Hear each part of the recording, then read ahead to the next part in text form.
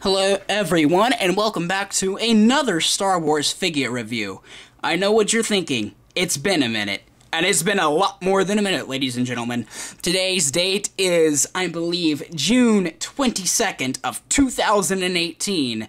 I don't know why I said that, because it'll be in the video upload description, but I said it anyways. And obviously, it's, I believe the last time I uploaded one was in 2014 or 2015. But I decided it's 2018 now. What other better way to start off the year, although it's the middle of the year now, than the Black Series figures? This is a new line that Hasbro has released in recent years that is obviously in the 6-inch scale, bigger than your 3 3/4 inch figures. Now, to start everything off, we're going to take a look at my newest one that I got on Force Friday. For those of you that don't know what that is, it's basically Christmas come early for Star Wars collectors. This is the infamous character, Grand Admiral Thrawn. Just look at that beautiful face and those lovely red eyes. His gorgeous cheeks. Very, very well done figure. This is obviously the character Grand Admiral Thrawn originally from the Heir to the Empire trilogy by Timothy Zahn. Although when Disney bought Star Wars and said, expanded universe is no longer considered canon, or they called it Legends, he was kind of erased from the awesome line of everything being true. Well, they brought him back in Rebels, and everyone, including myself, nerdgasmed and freaked out because he's a wonderful character. If you haven't done this, this is something you need to do. Now, his backstory has changed, or he now has a backstory, I should say. Pick up this book, Thrawn, by, of course, Timothy Zahn. Wonderful novel. Explains how he came to be in service of the Emperor and got his rank and all that fun stuff, and overall just a good read. Now, the wonderful thing when it comes to Black Series is, of course, that they are super articulated. He has, of course, a ball-jointed head, but of course he has this thing in his neck. You see the joint there, and you can kind of see it there, where he can go up and down easily, which is something that Thrawn kind of does, because he always stands with his hands behind his back, boasts with his chest out, and kind of looks around. His rank badge has been correctly painted, and, oh my god, those eyebrows. As well as his hands are blue, because he is a Chiss, so he has blue skin, red eyes, and what should be dark blue hair, but is probably painted as black for the realistic look and contrast. And he is sporting kind of just a standard white Imperial officer uniform with the gold epaulets and the blue-topped cylinder codes. He also, code cylinders, I don't know why I'm being dyslexic. He does come with a blaster pistol that is a slightly unique design, one we've only seen with him, and now a little bit more consistent with other people in a chain of Imperial command. It does fit perfectly into his right hand, because that's the one it's sculpted for, and vice versa, and now I can go shoot people, but I tend to just display him with his hands behind his back to be cold and calculating, because that's who he is. Lovable character, wonderful figure. Now, we will take a look at another one. Which one? Let's go with Kylo Ren. This is, of course, a character that was first introduced in The Force Awakens, the film that came out in 2015. A lot of people really don't like him. That's okay, because I do. I loved seeing this character on film. Very, very interesting, very fun, very, temper-filled. If you'll notice, he does have a very unique lightsaber, which is accurate to the film, and I love the design they've done of the, a standard blade with this kind of wrapped-around design, and, of course, it all connects there, because what they've done in the Black Series is they've brought back the removable blades for the lightsabers, which is something that collectors have wanted. I personally never really cared for it. But, I mean, it's nice. There's good detailing on his lightsaber. You can see the red line. That's a thing. I have the prop replica. Nice weathering details. And as far as the figure goes, he has a soft goods outer cloak, as well as a soft rubber inner, and then more clothes underneath. This guy really likes the color black, but that's okay, because he's trying to be his grandfather Darth Vader, or something like him. In this film he was. In The Last Jedi I think he grew up a bit, or blew up, not quite sure. He of course does have this kind of raggedy cape thing, and for whatever reason, he has a hood, and then he has a helmet. I personally would just wear the helmet, but hey, you do you, man. You do you. And it is very nicely done. You can see the paint is done correctly, as well as there's some, you know, battle damage, wear and tear on the helmet. And the visor goes in very deep, which is accurate to the film, and I was surprised when I saw him in profile that was there. I didn't expect that. Again, the quality that we've gotten with these Black Series 6-inch figures has been very exceptional, sometimes a little beyond that. And I've been very pleased with this line. Next, we're going to take a look at another Force Awakens figure. This is the First Order Stormtrooper, which is, well, your new Stormtrooper. They look a bit like they've been designed by Apple. Very, very sleek and smooth design as opposed to the old Stormtroopers in the original trilogy. Very white and shimmery. He has this FD-11 blaster. Great sculpting detail on this as well. I believe what they did for, you know, anything 2015 and beyond as far as figures go is they must have laser scanned the props for, especially for this line, because the amount of accuracy to the film is quite incredible. And I've been very, very impressed with the amount of detail compared to the Anovos, or however you want to pronounce it, armor replicas and kits and whatnot.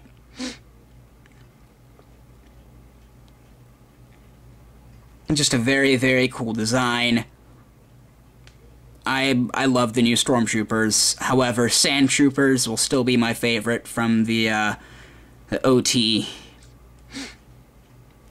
And one thing that is very, very subtle is if the light hits it just right, if you'll see the inside of the visor, or not the visor, but the helmet, this little cut-in area is not smooth. They put in the detailing of this, the mesh, the teeth, or whatever it's called, in the helmet, and I really appreciate that.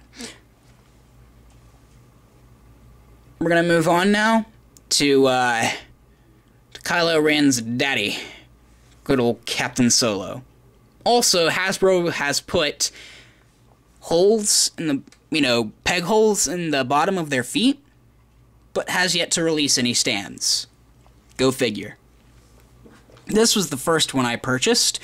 Of course, it is Captain Solo from A New Hope, and I've been rather pleased with him. The detailing is, obviously, like I keep saying, very superb, very nice, very accurate. The amount of wrinkles in his shirt is impressive. And of course, he's sporting his vest with the correct, or the anatomically correct pocket proportions.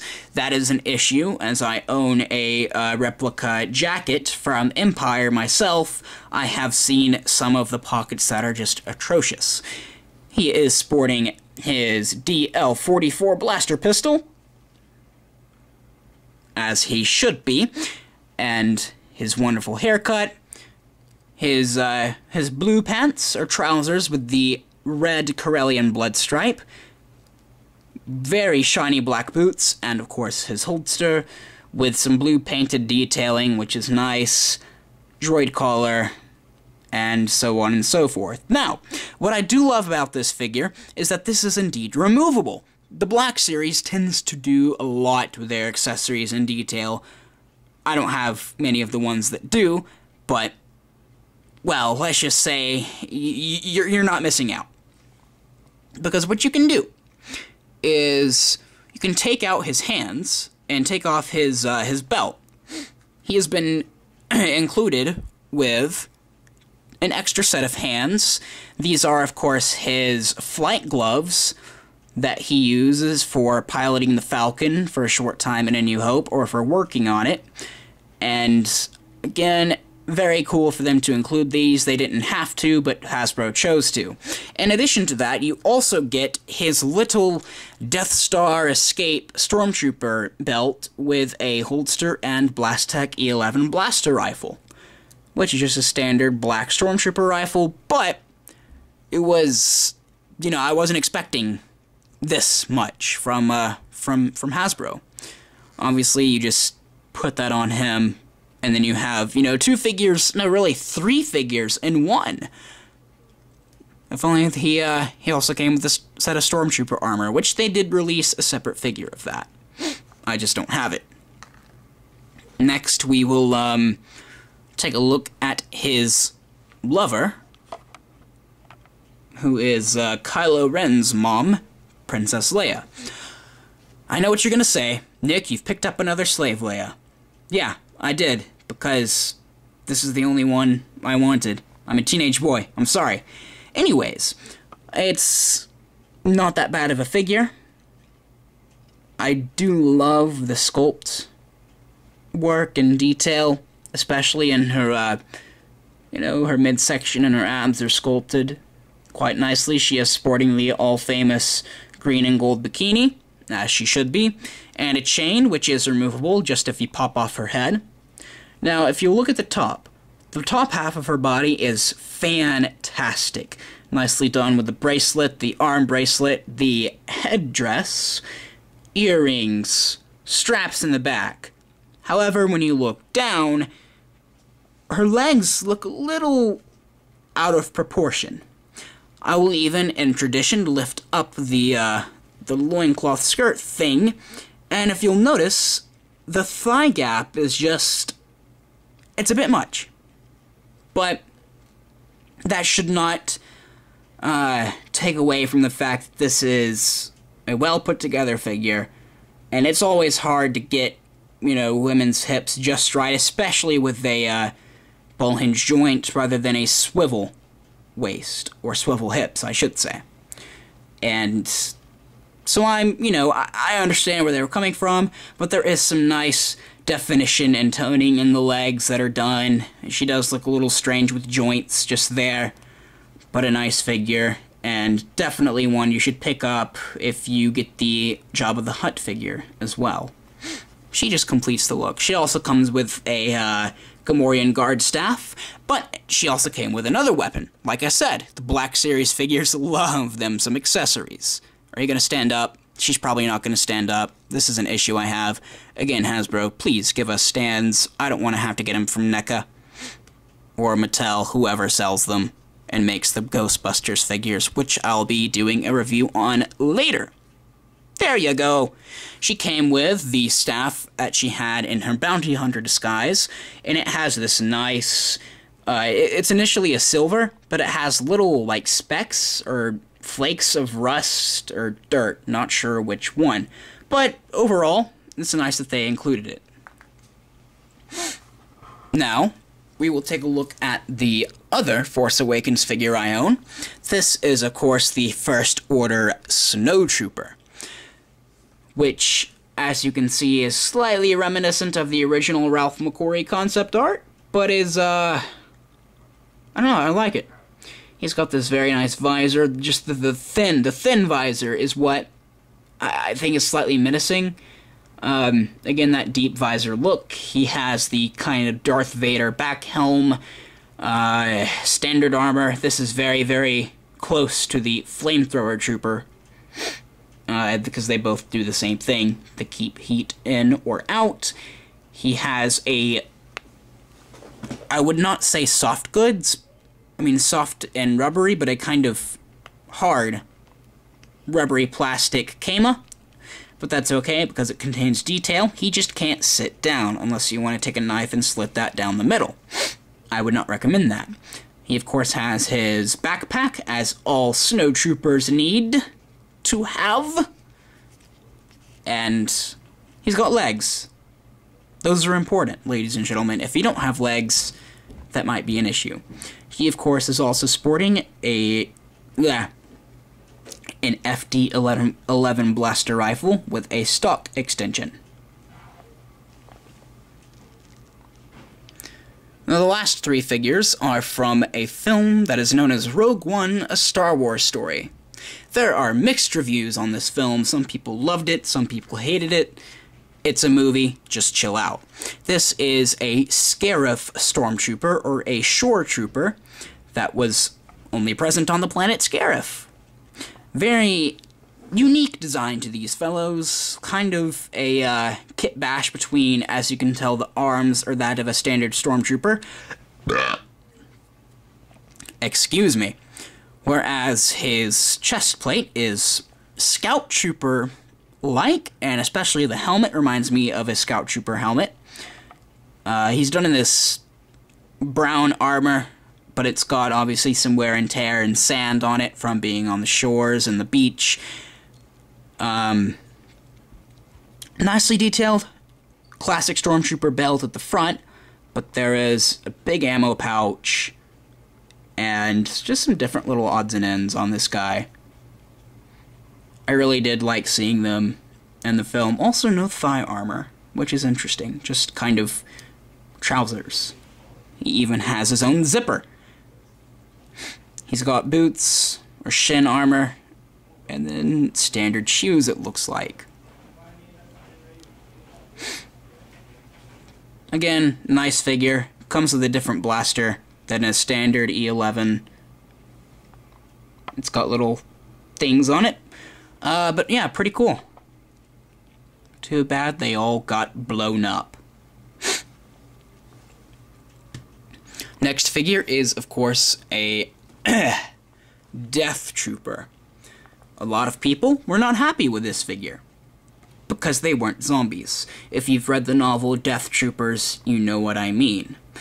This is, of course, a black stormtrooper, basically, and not to be confused with the Shadow Trooper or the Nova Trooper. This is, or Black Hole Trooper and Nova Trooper. This is a separate character. Obviously, because of the armor is very, very different. The only thing similar to a stormtrooper is the arm guard there, which has that design on it, and kind of the shoulder pieces, the shoulder belts and the bicep armor, but they have little indentions on them.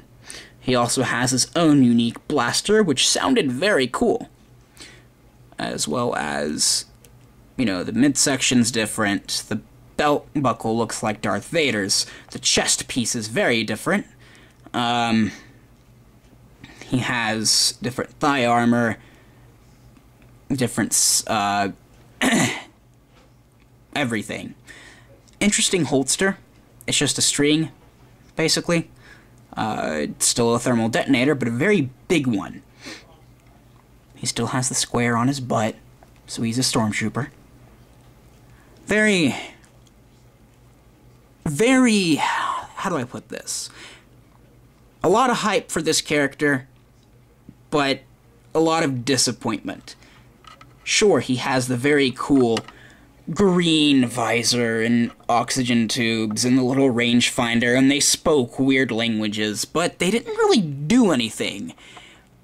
They just got killed off, and that was basically it.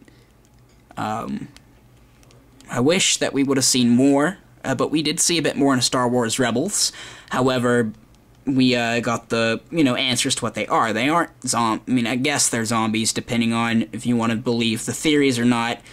But as far as to what they actually do, they are just ISB agents, or troopers, that specifically serve the purpose to protect an Imperial officer of special importance. For example, Director Orson Krennic was one of those characters, and Grand Admiral Thrawn also had some Death Troopers that accompanied him in Rebels. Finally, we're going to take a look at the character K2SO. He is played by Alan Tudyk in the film, who I thoroughly enjoyed, and this is, you know, he's of course a comedic relief character, as well as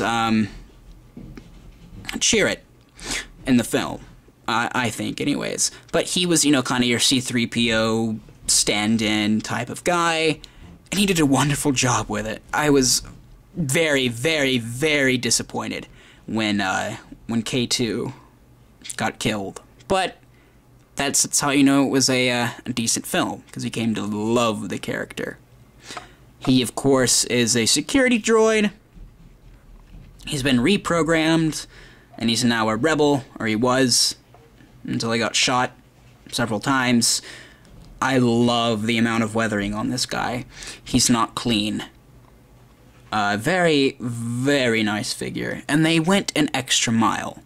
Of course, he has a lot of articulation, but the extra mile I'm referring to is that his joints, instead of just putting a black pin in there, they kept true to the film and put a clear joint in there to make it look like, you know, because in the film it was just basically a circle joint, if you will, for his servo motors. And they did that with the legs, too, and even with his ankles. You can make this guy do all sorts of weird, crazy poses. Definitely pick him up if you can.